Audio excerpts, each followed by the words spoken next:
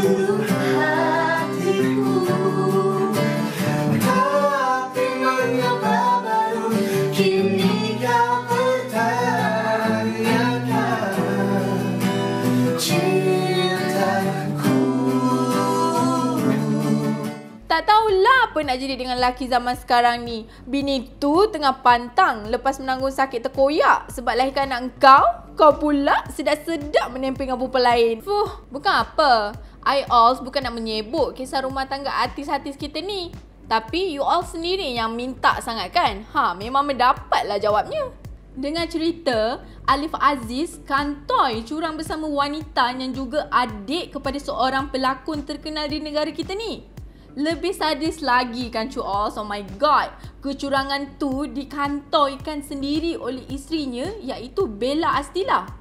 Dahlah kantoi, dia pergi belasah pula isterinya tu. Kau memang kejam kan? Memang sedih nasib si Bella ni. Dahlah baru 20 hari je melahirkan anak sulung. Luka jahitan tu pun masih belum sembuh. Tapi laki kau pula duk sangat makan luar. Nak tahu apa si Alif Aziz ni buat? Dia bukan main seronok berkaraoke dengan perempuan lain, Jules. Siapa lagi kalau bukan Afifah Nasir yang baru nak up dalam industri lakonan negara kita ni? Seriously, Dik? Kau hadap dengan lelaki orang tu? Menurut Bella, ini bukan kali pertama tau Alif Aziz kantoi curang menjalin hubungan dengan wanita yang sama tu. Maklumlah, Alif dan Afifah ni ada bergandingan dalam drama bertajuk Izinkan Aku Mencintaimu. Kira cinta lokasi lah ni kan, Dek Non. Sampai terbawa-bawa sampai kat luar set. Kata Bella lagi, dia sebenarnya dah dapat tahu yang si Alif ni ada wanita lain ketika dirinya Sarah hamil lagi. Tapi telah memaafkan suaminya itu pada Ramadan yang lalu. Lepas tu, Bella sendiri sudah menasihati wanita itu untuk tidak mengganggu Alif lagi. Tapi korang nak tahu apanya perempuan tu balas, Jules?